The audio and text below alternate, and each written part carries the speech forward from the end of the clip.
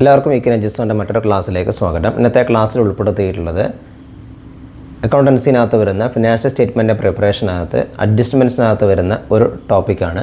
അതായത് stock destroyed or damaged by fire or accident. Stock destroy ചെയ്യപ്പെടുന്നു അല്ലെങ്കിൽ damage ചെയ്യുന്നു ബൈ ഫയർ ഓർ ആക്സിഡൻറ്റ്. അതിനകത്ത് ഇൻഷുറൻസ് കമ്പനി അതിൻ്റെ ക്ലെയിം എന്നുള്ളത് അല്ലെങ്കിൽ ഇൻഷുറൻസ് കമ്പനിനകത്ത് റിക്കവർ ചെയ്യുമ്പോഴുള്ള ജേണറിയും ഇൻഷുറൻസ് കമ്പനിനകത്ത് എമൗണ്ട് റിക്കവർ ചെയ്യുമ്പോഴുള്ള ജേണറിയും ഇൻഷുറൻസ് കമ്പനിനകത്ത് ഒരു എമൗണ്ടും nothing is recover from insurance കമ്പനിയും എന്നുള്ളൊരു കേസും if an amount is recoverable from insurance എന്നുള്ള രണ്ട് കേസാണ് നമ്മളിന്ന് ഡിസ്കസ് ചെയ്യാൻ വേണ്ടി പോകുന്നത്. അതായത് ഗുഡ്സ് ലോസ് സംഭവിക്കുമ്പോൾ, അപ്പോൾ ഉദാഹരണത്തിന് ഒരു 10,000 ഗുഡ്സ് എന്ത് ചെയ്യുന്നു, ലോസ് സംഭവിക്കുന്നു, അല്ലെങ്കിൽ സ്റ്റോക്ക് എന്ത് ചെയ്യുന്നു, ലോസ് സംഭവിക്കുന്നു.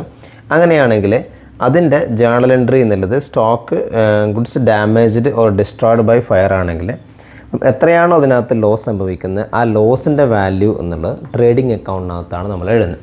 ഇപ്പോൾ ഉദാഹരണത്തിന് ഒരു 10,000 രൂപ എന്ത് ചെയ്യുന്നത് ലോസ് സംഭവിച്ചിട്ടുണ്ട്. ആ 10,000 രൂപയുടെ വാല്യൂ നമ്മൾ എഴുതുന്നത് എങ്ങനെയാണ്? ട്രേഡിംഗ് അക്കൗണ്ടിനകത്താണ് ആ ഒരു വാല്യൂ എന്നുള്ളത് വരുന്നത്. ട്രേഡിംഗ് അക്കൗണ്ടിനകത്ത് നമ്മൾ എന്ത് ചെയ്യുന്നു, അതിൻ്റെ ക്രെഡിറ്റ് ഭാഗത്തിനകത്ത് നമ്മൾ ബാക്കിയുള്ള എമൗണ്ടൊക്കെ എഴുതും. നമ്മൾ ട്രേഡിംഗ് അക്കൗണ്ടിനകത്ത് ഓപ്പണിംഗ് സ്റ്റോക്ക്, പർച്ചേസ് റിട്ടേൺ ഇങ്ങനെയുള്ള ഈ ഭാഗത്ത് എന്ത് ചെയ്യും, ക്ലോസിംഗ് സ്റ്റോക്ക് അങ്ങനെയുള്ള എമൗണ്ടെല്ലാം എഴുതി ആ എമൗണ്ടൊക്കെ വരും. അതിനോടൊപ്പം തന്നെ വരുന്ന മറ്റൊരു ഇതാണ് എന്ത്, ഗുഡ്സ് ലോസ്റ്റ് എന്ന് പറഞ്ഞാൽ ഗുഡ്സ് ലോസ്റ്റ് അല്ലെങ്കിൽ ഡാമേജ്ഡ് ഓർ ലോസ്റ്റ് എന്ന് പറഞ്ഞിട്ട് ഇവിടെ എത്ര വരും? ഇപ്പോൾ ഞാൻ പറഞ്ഞ എക്സാമ്പിളിനകത്ത് 10,000 എന്ന് പറഞ്ഞ് വരും. അതാണ് ഈ ജേണൽ എൻട്രി എന്നുള്ളത്. ഗുഡ്സ് ലോസ്റ്റ് ആകുമ്പോഴുള്ള ജേണൽ എൻട്രിയാണ് goods lost or damaged account data to trading account എന്നുള്ളത്.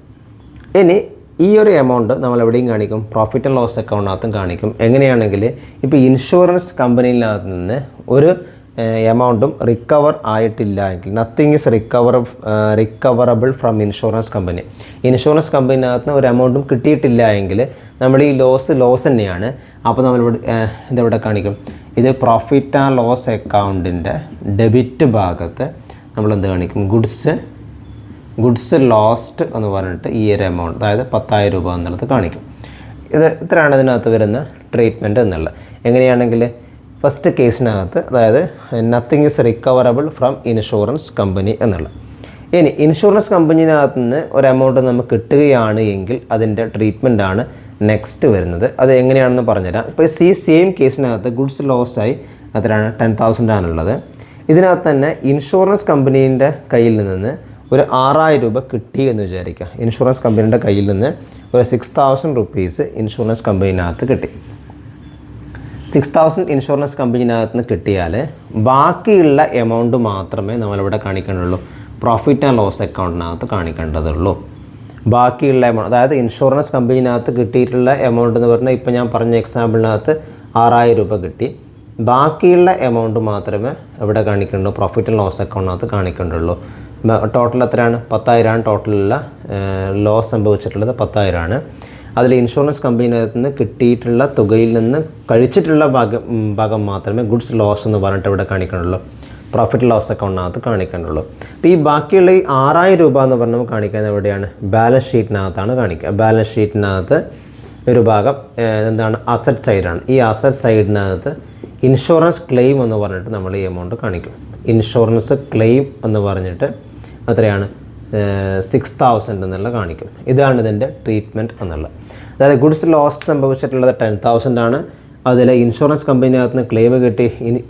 ഇൻഷുറൻസ് കമ്പനിനകത്ത് നമുക്ക് റിക്കവർ ആയിട്ടുള്ളത് എമൗണ്ട് എത്രയാണ്? എമൗണ്ട് റിക്കവർ ആയിട്ടുള്ളത് 6,000 രൂപയാണ്. അപ്പോൾ അങ്ങനെയാണെങ്കിൽ ബാക്കിയുള്ള എമൗണ്ട് ഇവിടെ ലോസ് ആയിട്ട് കാണിക്കുന്നു. ഈ ഒരു എമൗണ്ട് എവിടെയും കാണിക്കുന്നു, ബാലൻസ് ഷീറ്റിൻ്റെ അസറ്റ് ഭാഗത്തും കാണിക്കുന്നു. ഇതാണ് ഇതിൻ്റെ ട്രീറ്റ്മെൻറ്റ് എന്നുള്ളത്. വേറൊരു എക്സാമ്പിൾ നമുക്ക് നോക്കാം. ഗുഡ്സ് ലോസ്റ്റ് ആയിട്ടുള്ളത് 3,000 ആണ്. ഗുഡ്സ് ലോസ്റ്റ് ആയിട്ടുള്ള 3,000 എന്ന് പറഞ്ഞാൽ നമ്മളിവിടെ കാണിക്കും ട്രേഡിംഗ് അക്കൗണ്ടിൻ്റെ ക്രെഡിറ്റ് ഭാഗത്ത് ഗുഡ്സ് ലോസ്റ്റ് എന്ന് പറഞ്ഞ് എത്ര കാണിക്കും? 3,000 എന്ന് പറഞ്ഞ എമൗണ്ട് തന്നെ കാണിക്കും. ഇനി insurance company admit the claim of ₹2,500. Insurance company claim admit ചെയ്തിട്ടുള്ളത് 2,500 ആണ്.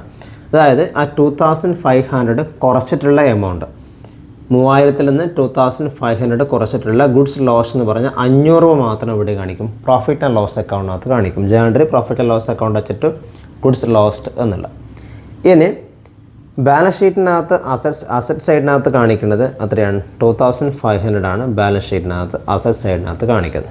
ഓക്കെ, അപ്പോൾ ഇതാണ് ഇതിൻ്റെ ഒരു ട്രീറ്റ്മെൻറ്റ് എന്ന് പറയുന്നത്. കുറേ അഡ്ജസ്റ്റ്മെൻറ്റ് വരുന്നുണ്ട്. അതിനകത്ത് വരുന്ന ഒരു അഡ്ജസ്റ്റ്മെൻറ്റാണിത്. ബാക്കിയുള്ളത് നമുക്ക് നെക്സ്റ്റ് ക്ലാസ്സിനകത്ത് ഡിസ്കസ് ചെയ്യാം. Thank you.